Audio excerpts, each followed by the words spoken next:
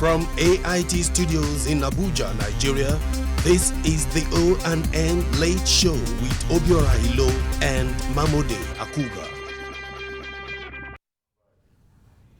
Hello and welcome.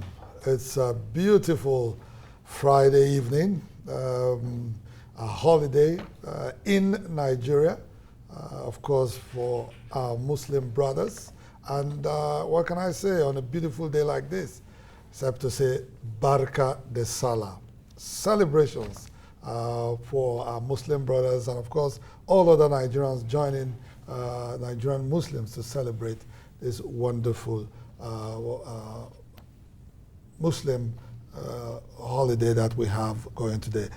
My name is Mamode Akuga. Obiora is also here this evening.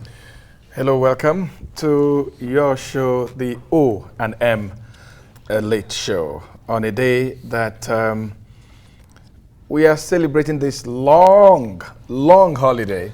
Yes. Friday, Saturday, Sunday, actually Monday. Actually started on Thursday. Yes. If you were at the airport yesterday, it was like everybody was moving out of Abuja. Or coming in. Or coming into Abuja. As the case may be. Long holiday that is also bringing a lot of developments around the world. In Nigeria, for instance, all through last night, news watchers were watching the news. What was going to happen to the immediate past National Security Advisor? Yes. Whose house was invaded? Colonel Sambo Dasuki. All through the night, we all watched, wanting to know whether the policemen were breaking in, whether he was going to be arrested. Man of the DSS. Man of the DSS. And Secret Service. It's worrisome for me because this is a man who a few hours ago just been relieved of his appointment as National Security Advisor. And then there is some kind of invasion in his home, his private home, vehicle removed. And his father's house in Sokoto too was also invaded. And, he's been asked to stay indoors, not to go anywhere. It's another word for house arrest. Yes, it's a little bit worrisome for me. I just hope that the reasons for that action will be explained properly to Nigerians. Well, because we have no idea. So many interpretations, speculations in the papers. People said, most of the papers said that the 15 million, some people said 15 million, some people said $12 million with South Africa. That was taken to South Africa could be the reason. Yes. Some people said, he had mismanaged a lot of monies made available to fight the insurgency. Well, you also cannot forget that January, Chatham House, he, gave an indication that the elections will be postponed, that the elections cannot take place as a result of Boko Haram. And of course, Mamode, some people are going way back. Yeah. And they talk about the arrest of Buhari when he was head of state, and Sambo Dasuki leading it and all that. So many interpretations. But when he was under detention too. Like you said, yes. We hope that there's due process in what is happening. Whatever. You are not guilty until you are innocent until proven guilty. He must be treated with respect. Or should we turn that around? You are guilty until proven innocent. I don't know. His rights must be respected. Yes. He may have been NSA, but he's a Nigerian, and every Nigerian's right must be respected. Our law courts are there. Yes. If he's detained or being charged, let him be charged. If they, like most of the people said, nothing has been actually said was the reason for the invasion. But we need to know. We need to Nigerians need to know. We must know Yes. for somebody of his caliber who has occupied a very sensitive position as National Security Advisor. We don't want to turn our state into a police state where people are handed down left, right, center.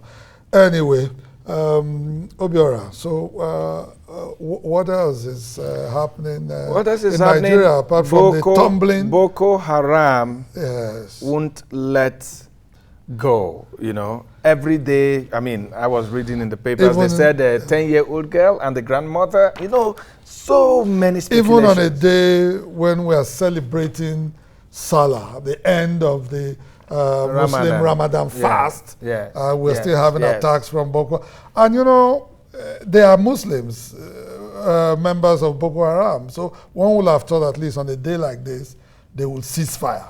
Well, some Muslims are saying they claim they are Muslims that are not actually Muslims, because they've given reasons why Muslims can't behave the way Boko Haram is behaving. I was listening to one Muslim scholar yesterday who said that most of the things they have done, a Muslim can be involved in kidnapping, very un-Islamic, and that most of them insist that they are not Muslims. They must actually come out and define the, you know, the kind of religion they claim, of course, to belong to a sect in Islam, which, of course, a very radical sect in Islam. But for whatever it's worth, the bombings and the killings have to stop somehow. It has to stop. Yes, and Mahmoud, is not somehow, it has to stop. Yes. I mean, Nigerians are tired. Nigerians would like, you know, to see peace in our land. The bloodletting is too much. We all voted for change. We want to see some change. You know, President Muhammadu Buhari and his team. Yes, we appreciate the work that is going on, the change in the security architecture, the movement of the command to Maiduguri, and, you know, the jetting all over the world by Buhari to talk to partners to help in the fight against Boko Haram. Yes, a lot of effort is being made, but we are in a hurry to see some results. Really. Yes, we want to see some change. We are in a hurry to see some results. Change, but Obiora, change, you know, that a lot of Nigerians called for and voted for. You know, I told you the other day, some people are posting things on Facebook, you know, bring back our votes and all that, signifying that, you know, they're getting impatient. They're getting impatient. And, you know, Obiora, the Naira is tumbling down, 240-something now in the parallel market. Unbelievable. A lot of people thought that, you know, by now, the Naira probably will be somewhere. Will be stabilized somehow. 180 something at least, you know, but it's still crashing as we speak, 240 something, and that is not helping matters at all for a nation. Not helping matters at all. Maybe it's a signal for Nigerians that, look, can we bring down our appetite for foreign goods? I mean, if you take a trip, we are broadcasting from Abuja. If you take a trip to Aminu Kano Crescent in Abuja, and you see all these foreign electronics companies, if you see the amount of money Nigerians spend every day, or if you go to Zone 3, where you have the furniture market, if you see the amount of foreign furniture Nigerians buy, then you know that we just need to do something about our appetite for foreign goods. Yeah, because well, the furniture we can handle very well, the electronics, maybe not too much at this point. Must everyone have a TV, a flat screen in their houses? Anyway, we have to get to the program of today. A lot of people say the last election brought change to Nigeria, and you know, the last election, of course, for some people was free and fair, and it was a good election. It was peaceful. The man who lost admitted, accepted defeat, and, you know, a new administration in Nigeria. But guess what? There are people who say that the election was massively rigged. Our guest tonight is one of those who believes and who says that that election was massively rigged, just like any other one in Nigeria. And our guest is someone that you can't ignore his opinion in Nigeria. Yes. He is a seasoned professor. He is a senior advocate of Nigeria. A seasoned professor of law. Of law, yes. Yeah. We needed to add that. I can also say a seasoned senior advocate of Nigeria. Yes. He's also the former Director General of the Nigeria Institute of Advanced Legal Studies. Yes. He's currently a member of the Commonwealth Secretariat Arbitral Tribunal. Yes. We're talking about Professor Epiphany Azinge, yes, who is a very revered title holder in Asaba. Yes. I guess you will know better with your red cap. Anyway, we will take a break, and when we come back, we'll be talking to Professor Azinge. Don't go away.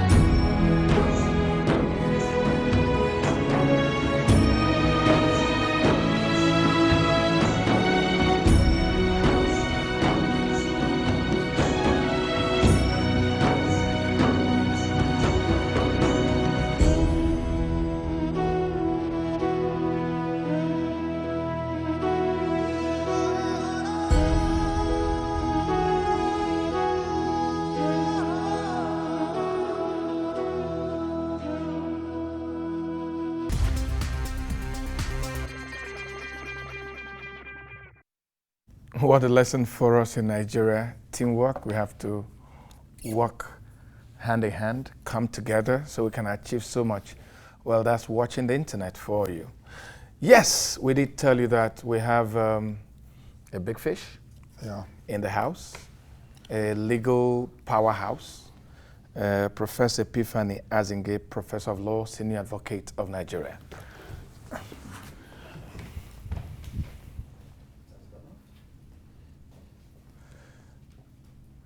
Well, Prof is joining us in a moment to talk about, the rule of law,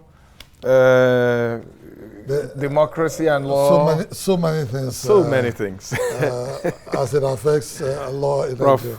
Prof, glad to have you. Pleasure to have you. Yes. When you hear Professor Epiphany Azinge, a lot of people are looking for a giant. Yeah. A lot of people are looking for a man with gray hair. Because in your young life, you've achieved so much. What drives Professor Epiphany Azinge? What is that thing that guides, your walk towards life?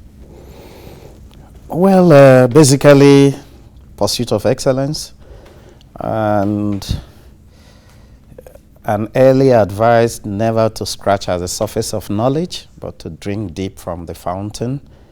I believe this advice came from who? From my dad. Yeah. I should have known that. So I think my life has been defined by that.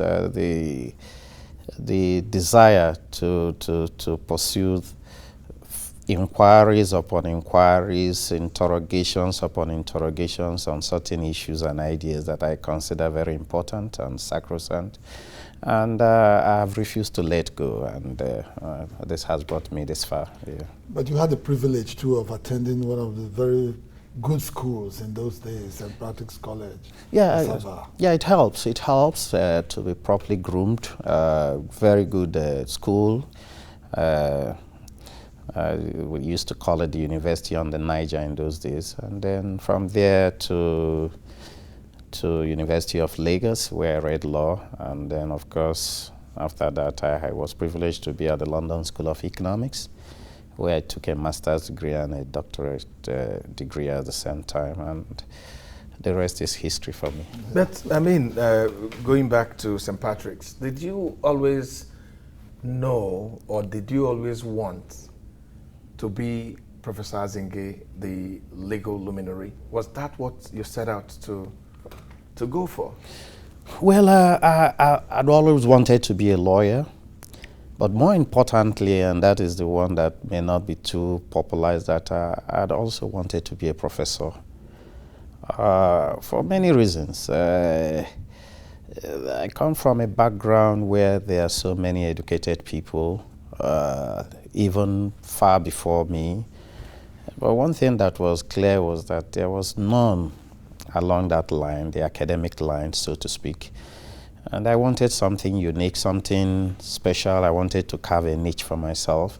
So I decided very early in life that I have to veer off and then maybe see what I can achieve in the academia.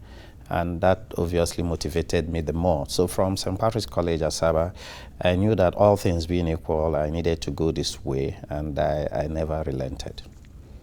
And how was work in the academia as a lecturer at the University of Benin, where you... No, it was quite exciting. It was quite stimulating. I had the privilege of obviously being mentored by some of the best hands available, the Ishe Sages of this world, among others.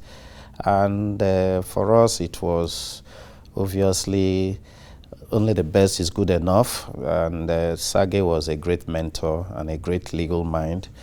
And we were trying to fit into his big shoes, and that obviously gave us a good start. And I think with that, we were able to stabilize on our own and continuously found ourselves in a position where we didn't need anybody to motivate us, but we were internally motivated to strive as much as possible to achieve the best that we can achieve for ourselves and for the community or for the society, as the case may be. You know, Prof, nobody can talk about Epiphany without talking about the wonderful work you did at the Nigerian Institute of Advanced Legal Studies. I remember the work you and your team did with customary law and traditional law. Administration of justice. Administration of justice. Tell us a little about your time at the Nigerian Institute of Advanced Legal Studies. For me, it was 5 wonderful years of hard work. Certainly, I couldn't have done it all alone, and so I must commend the contributions of my colleagues at the Institute, who also played their own role and part very well and supported me as best as they could. Well, the rest for me was a matter of strategic thinking, what could be done to shore up the image of the Institute. I felt that we have, and we still do have, all it takes to build up our institutions to world-class standards. We have the human capacity in terms of professors with large acumen and wonderful reservoir of knowledge at the lower level. And we have that capacity to also produce journals and books and research materials. And more importantly, we have more than what it takes to engage in socio-legal research. And in that regard, we needed to look inwards and address issues that are peculiar to us one way or the other, come out with research findings that may be useful to certain agencies of government, especially within the judiciary and maybe within the umbrella of the administration of justice gamut, so to speak. And we were able to do so much that we passed on to the Chief Justice of Nigeria, and also so much that we passed on to the Office of the Attorney General of the Federation.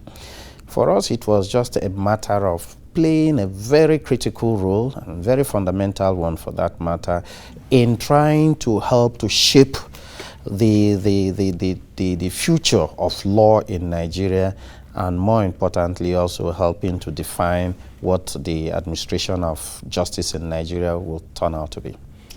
Okay, I think I mean, talking about your past would take the entire program. but a lot of people we spoke to, you know, while researching for this conversation, talked about the synergy between you and your wife. The two busy professionals. I remember her recently at the Constitutional Conference. Yeah. How do you guys juggle, you know, the busy schedules that you have with running your home, bringing up the children, and then succeeding and excelling individually? Well, one is to accept very early in life that we must respect, support, and appreciate what each other is doing. We must support in the sense that at any point in time, whoever is doing something must have the full support of the other. As the Director General, I had the full support of my wife, and to the extent that at a point in time she said that she donated me to the institute, and she was part of the institute without being part of the institute. So bad that even when we have activities and I needed to make sure that we have a lot of dignitaries in attendance, I told her that, look, your assignment is to go and distribute the invitation cards on behalf of the institute, and she will gladly do that. So she was prepared to see me succeed, and she was prepared to do everything possible for me to achieve that. While she was at the national No, I you donated her back? No, I donated her. I did, and to an extent, I supported her tremendously behind the scene, and I'm sure that obviously the synergy is truly there, and it works. Well, it works. It works because we are determined to support one another, and we feel that if given the opportunity, we can all build up our career paths, and the only way to ensure that we achieve that objective is to make sure that we support one another. So that's basically. A lot of us have a lot to learn from both. Let's talk about Nigeria, and I don't know. Let's start with the elections. Yeah, because 2 days ago, yeah, 2 days you ago, were worried? probably were in worry. Actually, we were supposed to be on this program on Tuesday, Yeah. but because of the conference, you said you should MBA conference. the MBA conference, and some people said you went there and you dropped a bombshell, and you said. The elections were massively, those were your words. Massively rigged. And you didn't stop there. You also expatiated the way it was rigged. There was a lot of bribery. You had a knock for the press. You had a knock for INEC. You had a knock for the police. Almost everyone. But first, let us. Why were you so convinced that these elections were massively rigged? Well. Again, it has everything to do with my background. as far back as 1986, I was privileged to, maybe because I have this premonition that we needed to get electoral process very right. I had this premonition of doing a PhD dissertation in the area of electoral law. So, and I researched comparatively into Nigeria, United States of America, Canada, Australia, and Britain. So for me, it was a very, very comprehensive research dissertation that came out from there. Not much seemed to have changed ever since then, and I've monitored all things clearly in the course of my research work after my PhD dissertation. So when I speak occasionally, I speak authoritatively from the background of my research undertakings before and now. And people may see it from the perspective of a politician or somebody with a political leaning, but certainly not.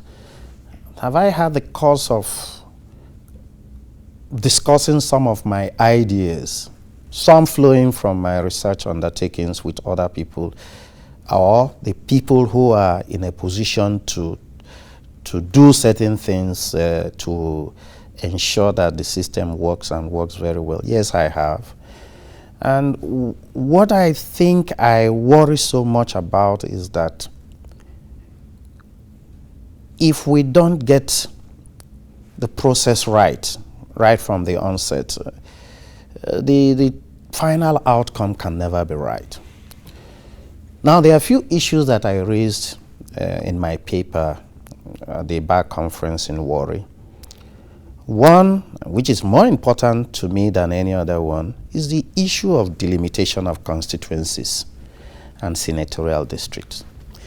I feel strongly about that, and I had the opportunity of discussing this in a public forum with the then INEC chairman, Professor Tahiri Jega, who considered that it was very important and very significant, but that there was no enough time to do so. Mark you, the Constitution says that constituencies must be delimited within an interval of 10 years. Now, since 1999 up to 2015, we never delimited constituencies. For whatever reason, I don't know. So but you see, we're in breach. Yeah, we're in breach. Certainly, we're in breach of the Constitution. Certainly, the significance of delimitation cannot also be swept under the carpet. And that's why I told them in Warri that when you talk about one man, one vote, one woman, one vote, one youth, one vote, for me it is laughable, because it's a mantra that doesn't add up.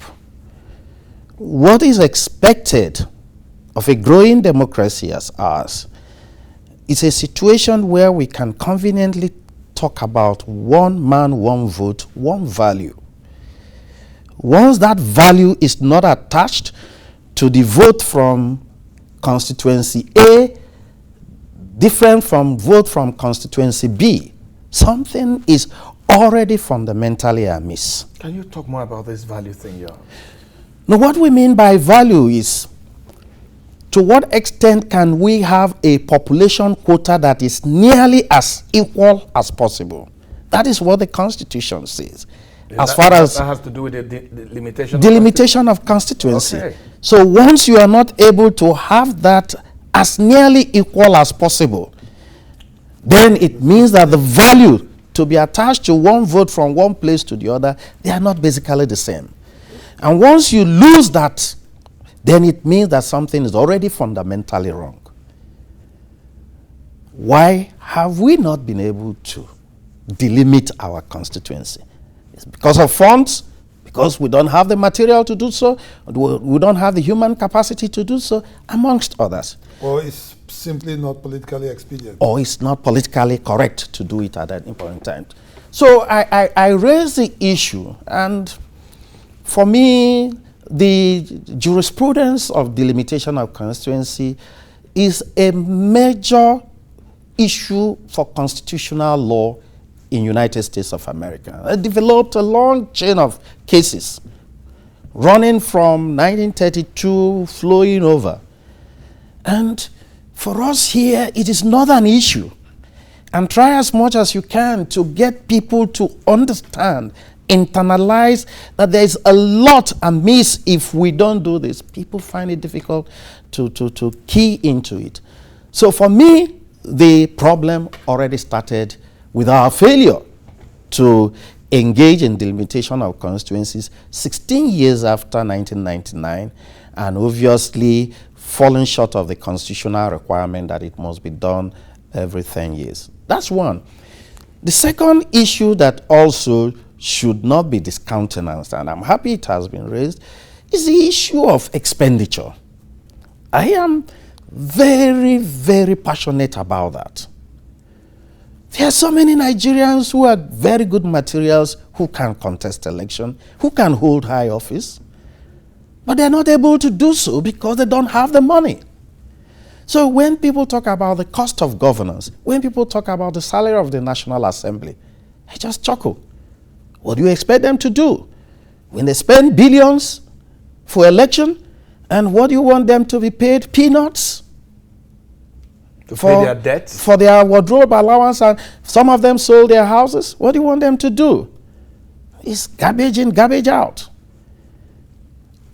Why have we not been able to ensure compliance with campaign financing? With campaign financing, that is a constitutional issue. Yes. And over the years, we have failed to do so. So people spend trillions, billions for election.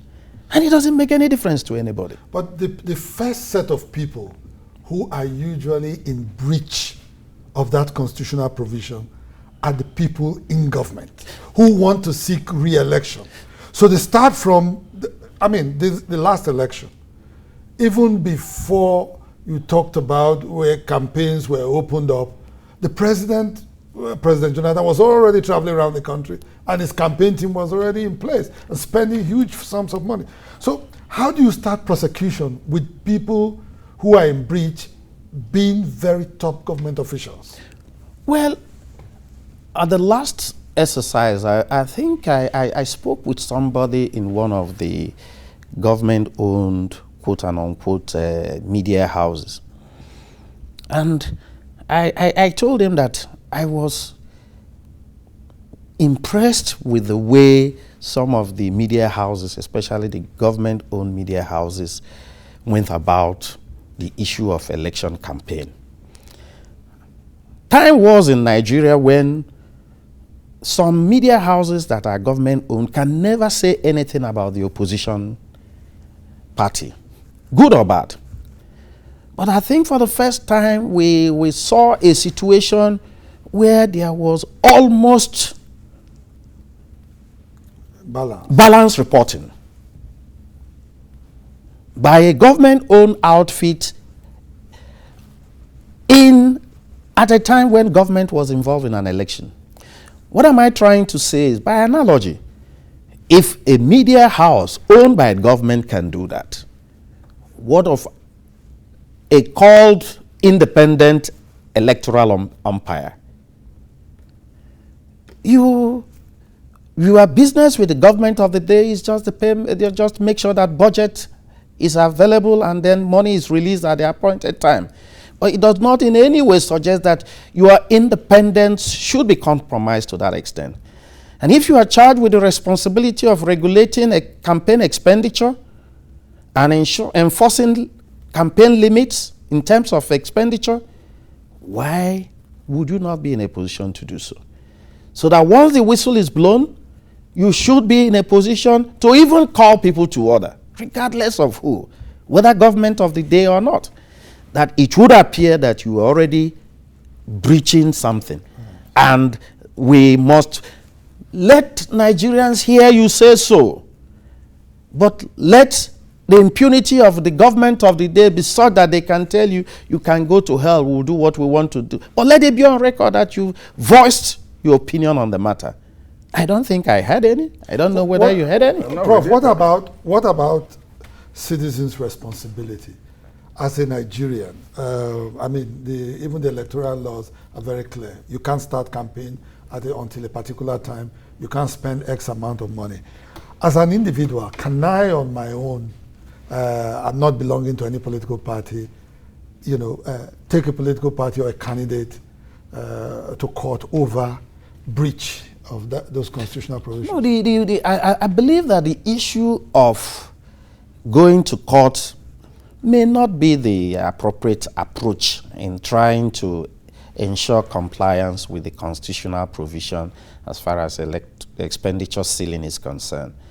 I believe that the information in the public domain, the realization that you are being monitored one way or the other, is sufficient check on you. Yes. And if all the NGOs, all the electoral observers, amongst other people, including the average Nigerian, is keeping a tab on how people are spending money at that point in time, I believe that that can help to put people in check that maybe I am being watched. Prof, let me ask, as a candidate, I am contesting against Mahmoud, for instance, and Mahmoud eventually defeats me. When I go to the tribunal, couldn't breach of the campaign financing be reason enough for that candidate to be disqualified? Well, it is arguable. It is arguable, but the point is that there's only one institution charged with the responsibility, INEC. And that is INEC. So if you don't have the support of INEC with a balance sheet to show that you exceeded, yes, then it means that you cannot pursue. But I don't even think they're like in the United States. You know how much a president must not spend. Yeah. You know how much a congressman or a Congress candidate must not spend. Yeah. But in Nigeria, we don't have those figures. Well, the truth of the matter is that we have not made it an issue. And that's my challenge. It has not been made an issue. And it's not the first time that I'm trying to raise this alarm. And if we don't take our time, it will also repeat again in 2019 or in any of these elections coming up either this year or next year, as the case may be. So it is for you, Prof, you believe that is where the rigging starts from? Of course. When you have a head start, what are you waiting for? Someone is already disadvantaged. But of course. So many people are already disadvantaged. Because if I know your financial muscle and I know that I don't have enough to match you, I'm already out of the race. The good materials are not even available because they don't have what it takes. Okay, Prof. So to that extent, you talked about limitation, you talked about campaign financing. Amongst others. Yeah. You talked about bribery. No. That is given. That is even elementary as far as the case. No, the big ones are the ones you talked about bribery. Can we call it lobby? No, those are minor ones. No, I think even to put it, the law talks about even undue influence. I prefer to use undue influence than to even talk about bribery. Because undue influence can be weightier, it can be bigger, it can take any form, Whether undue influence can be against the electoral umpire, can be against the returning officer, can be against... You said we had graduated to even including kidnapping in the electoral offenses. Of course, we had incidents of where some candidates on the day of election, they were nowhere to be seen. They were already kidnapped, and after the election, they just surfaced from somewhere. So and nobody is doing anything about it. What will you do? They all fell under the camouflage of... But in some states, we heard that some people were deliberately kept under house arrest for their own safety. That's kidnapping for you. So, Prof, you've outlined the problems. What might we do to ensure that in 2019 that we are not faced with these challenges? Well, there is this language in Nigeria that you may have to call it, we may need to decentralize a little bit more. For me, INEC is overburdened. There's no denying the fact. INEC is seriously overburdened. This is interesting. INEC will conduct election. INEC will supervise delimitation. INEC will conduct registration of voters. INEC will review of voters register. Review voters register. INEC will obviously see to the prosecution of electoral Are you offenders. suggesting a new body? If there is the need to do so, and I believe that we've gotten to a point where we may be thinking of trying to ensure that we give INEC specific assignments. And the other assignments can go to another can body. go to any other body that we may want to set up thereafter. If we need to go through the ways recommendation of Electoral Offences Commission, fine. As the case may be, if we need another body in so many other countries, you have special bodies set up for delimitation of constituencies. You can also think along that line. But we must shade the powers of and the functions of INEC if we want some efficiency in place. And it is not for want of trying, but it's just that the job is it's too big, so cumbersome. So they may not come out openly to tell you that to admit that it is too much. But we should be in a position to say, enough is enough. INEC, this is your responsibility. Just conduct the elections. And the government of the day can set up new bodies to drive other issues. Well, maybe we should, very important, I don't know if you have been following, Prof, the ding-dong in Rivers State concerning the local government. They had their elections there a few days before the last government left office.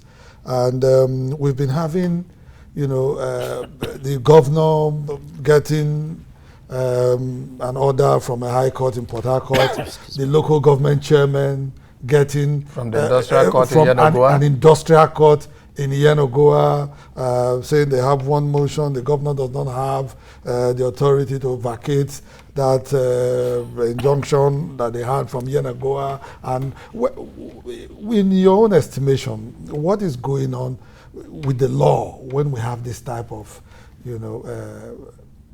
crisis between the governor and the local government chairman? Well, ideally, in every growing democracy, we feel that the judiciary has a role to play. And it was part of the issue that came up at the Warri Bar Conference and was part of the paper I delivered on the independence of the judiciary. But and the issue came up, to be precise, and for me it was a sad day for us, and that the judiciary can speak from both sides of the mouth on an issue. It was really a sad day. I wouldn't want us to go into the merits of the matter because it is still there, and we cannot run away from the fact.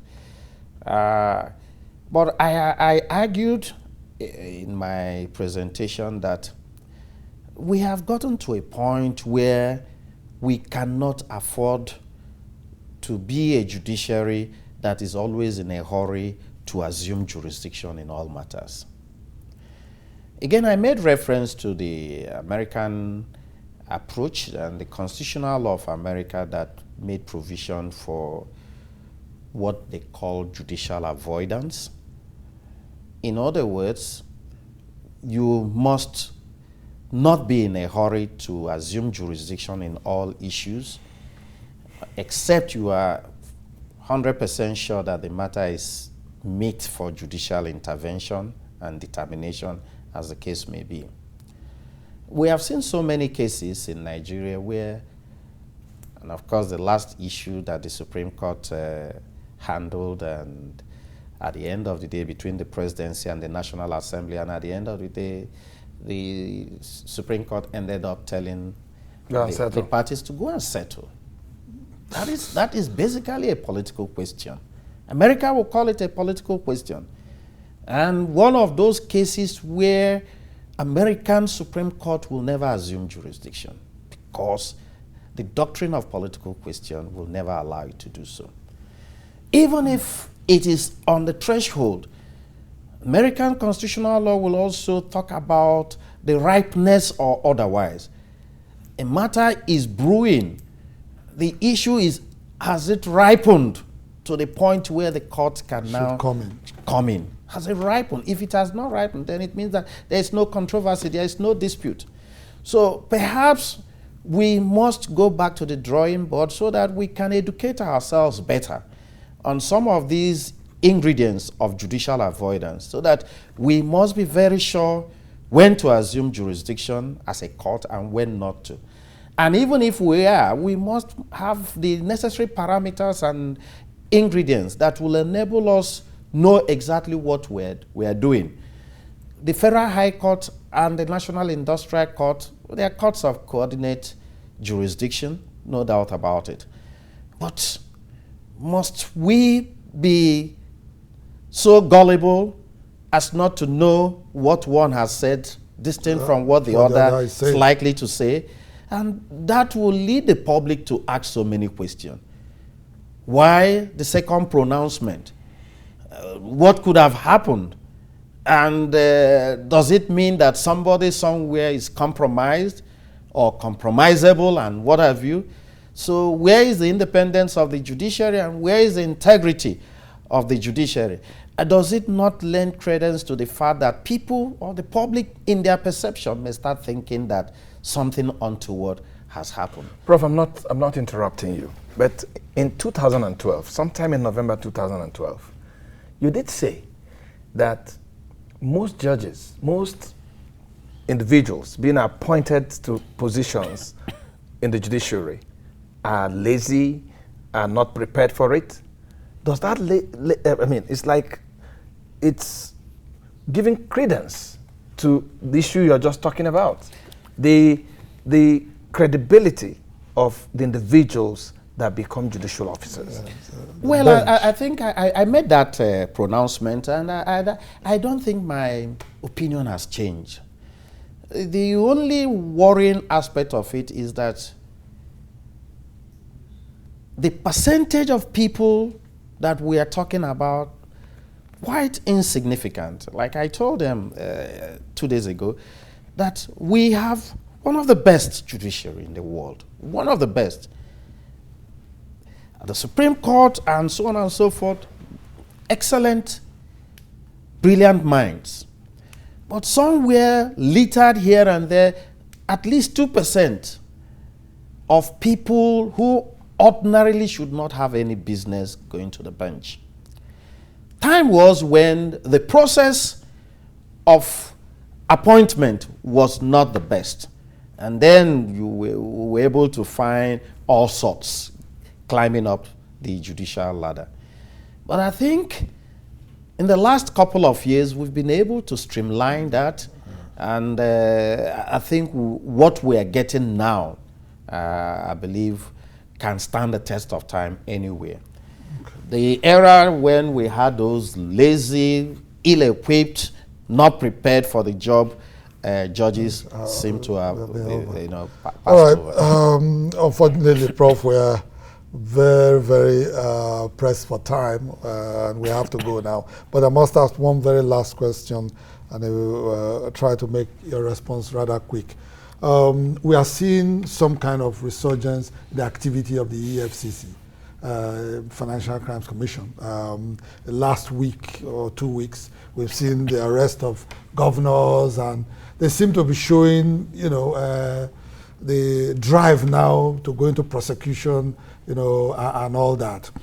Do you think, or do you believe that the EFCC should have a separate court of its own to pursue prosecution of these officers, of government officers who are probably been accused of fraud and things like that? Well, I feel that over the years, I think we have seen specially designated courts for prosecution of financial crimes, anti-corruption cases, and for me, that seemed to be the way forward. I don't think that we should set up special courts just for that, but within the courts that we have available, we can designate some courts. And that's what is in place, and I believe that can help us make a lot of progress. Because the issue is not the courts. The issue is how can we prosecute within the shortest possible time. Yes. And if we're able to achieve that, I believe that will be the best for us. Okay. Well, Prof, Thank thanks you so again. much. Thanks. It's always a pleasure, speaking with you. Let me allow you to make the presentation. We have a small, Yes, just something you can keep on your table. Thank you.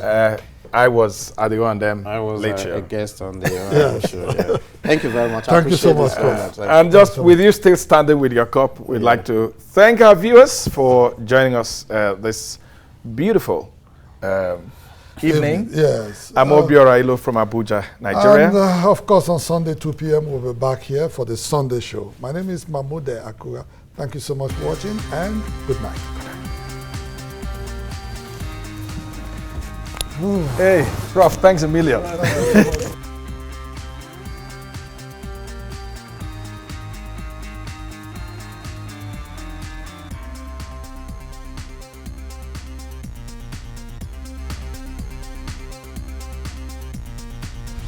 From AIT Studios in Abuja, Nigeria, this is the O&M Late Show with Obiora.